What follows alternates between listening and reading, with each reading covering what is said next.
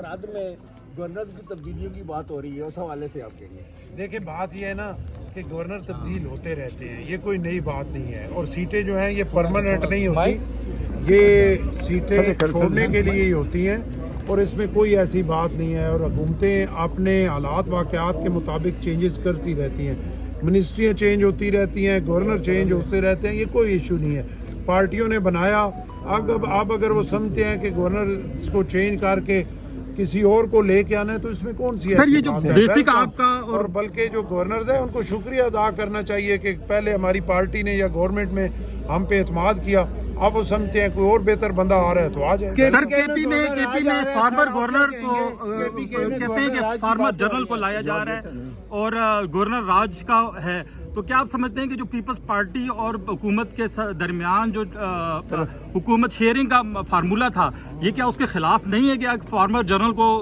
KP का governor बनाया जाए? देखिए बात ये है ना कि ये मफरूजे हैं जी, तो मफरूजों पे जो को बात करनी है वो किसी तरह मुनासिब नहीं है। जब चीजें कुछ सामने आएंगी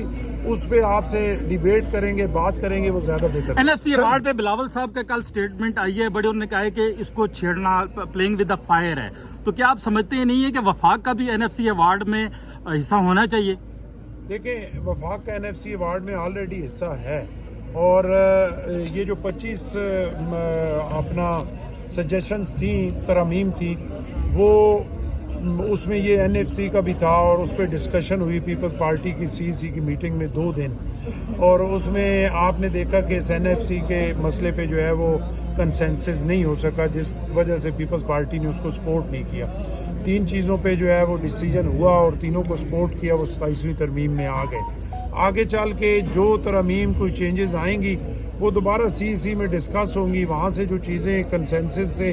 पार्टी ओके करेगी उस पर फिर पीपल्स पार्टी साथ देगी, और जिन पे पीपल्स पार्टी की सीईसी जो है वो फाइनल डिसीजन पे नहीं आ सकेगी वहाँ से। डॉक्टर साहब क्या समझते हैं कि बाई इलेक्शंस के बाद हुकूमत एजुकेशन के हवाले से सर यूईटी में आप आए हैं, कैसा लगा? और दूसरा ये बताएं कि एजुकेशन के हवाले से बच्चे जो है वो डिग्रियाँ हासिल कर रहे हैं लेकिन वो रोज़गार के मौके मुख्तलिफ जो गवर्नमेंट है वफाकी सूबाई वो उस तरह फराहम नहीं कर पा रही हैं, आप क्या कहेंगे? जी बिल्कुल आप ठीक कह रहे हैं, मैं आपसे बिल्कुल एग्री करता हूँ कि बच्चे डिग्रियां हासिल कर रहे हैं लेकिन इसके बावजूद अभी